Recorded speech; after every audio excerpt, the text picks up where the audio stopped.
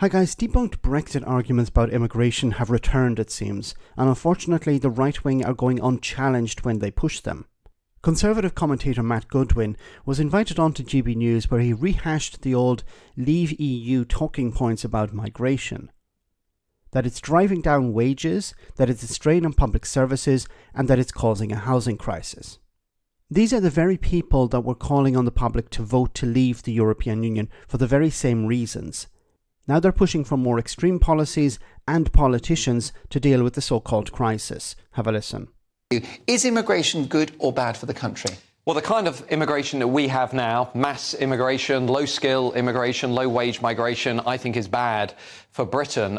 You remember the 2019 general election, Boris Johnson said we're going to get high-skill, high-wage, highly selective migration, which is going to drive productivity, drive innovation. Australian points-based system? The Australian-based points system. What we got actually was the opposite of that. The Conservatives, I would argue, really failed on migration. And what they've given us is an economy that is really based, Mark, on lots of low-skill, low-wage migration from outside of Europe. Now, if you look at the latest studies that have been done, the University of Amsterdam, in Denmark, Sweden, they all say the same thing.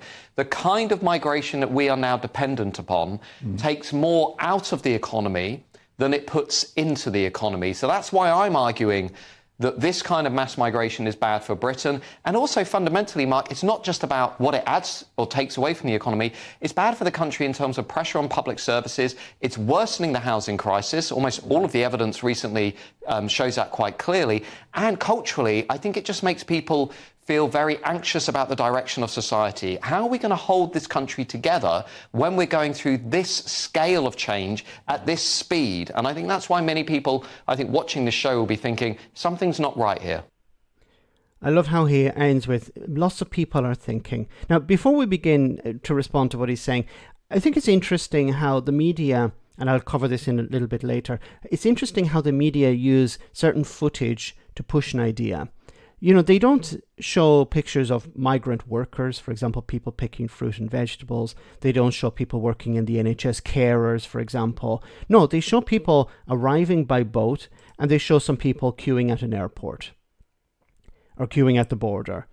This is the narrative they're trying to push. They want to show in a sort of negative. Now, this is just people arriving. You may say, well, what's so negative about this? There's nothing in particular negative about this, but they're not showing you the positive side of immigration. It's always people arriving on boats or people queuing at an airport. When we know that, for example, the majority of people arriving in the UK are quote unquote legal. They're people who have arrived with a visa, or people who are moving to the United Kingdom to work or to study. The vast minority are the ones arriving on boats. But whenever you look at something reported in the media, the focus is on people arriving in boats for some reason. Now, he mentioned, of course, about low-skilled, low-wage. Most of the work that young people in Britain used to do was low-skilled. I don't like the term low-skilled because I'd like to see Matt Goodwin work on a farm for a week. He wouldn't last a day. But anyway, it's low-wage. These used to be the jobs done by students. The economy changed, but the workers were still required. So what happened? Farmers, the NHS, care sector, hospitality relied on foreign workers because they needed to remain open. They needed to continue to operate. They couldn't find British people to do these jobs.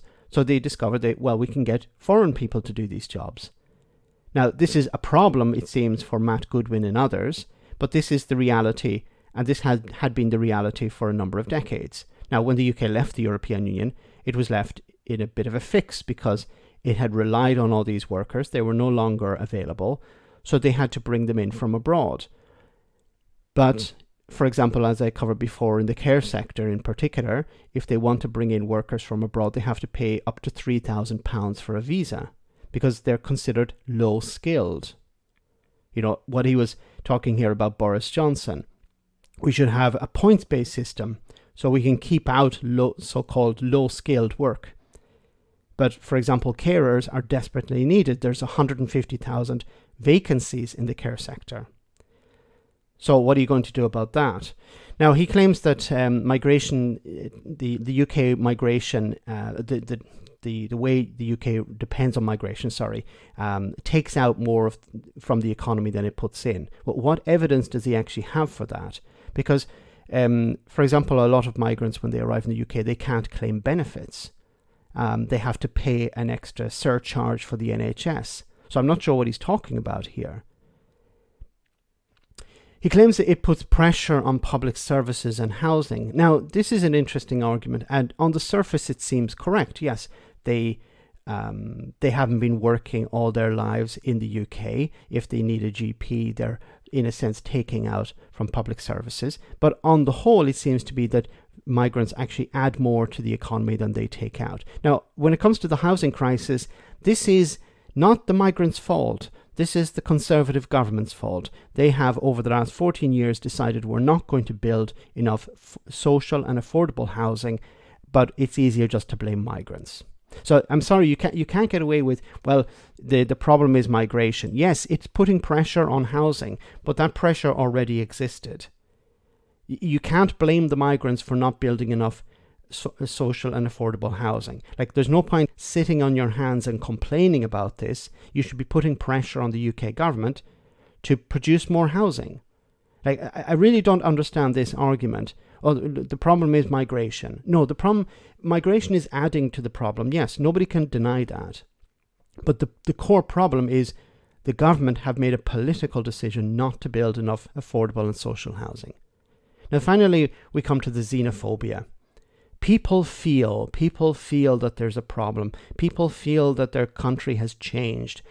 Now, why do people feel this? Why have people in Britain been primed against migration from the likes of Matt Goodwin, the Daily Mail, and Nigel Farage? So he mentioned a report. Now, I had a quick look for a report from the University of Amsterdam. And what I found first was how the media in Britain have been instrumental in convincing people that migration is a problem. Now, there are problems connected to migration, but if you want to grow your economy, you need workers. If you can't find workers within the country, you need to find workers from abroad. And if you have an open society, I'm not talking about open borders, I'm talking about an open society where you welcome people in, you believe that people add something. Yes, there are problems with migration, as I said. There are problems with individuals who are migrants, but there are problems with all types of people in every country. But migration adds to the economy because the people come in with skills that you can't find in the local area. They have been trained up in their own country. There are problems with that regarding brain drains, but your economy benefits from that. Now, one of the arguments that people on the right and sometimes on the left say, well, people are arriving in the countries and there's no jobs or whatever. If there are no jobs, then people will not come. People normally come to Western countries like the United Kingdom in order to improve their lives. If there are no jobs available, if the economy is on its knees, then they will not come. Immigration will go down because they will not be improving their lives.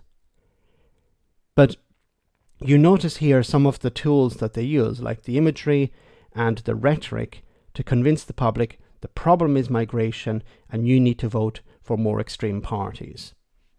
Let me know in the comment section, guys, what you think. As always, your comments are greatly appreciated. Thanks a lot.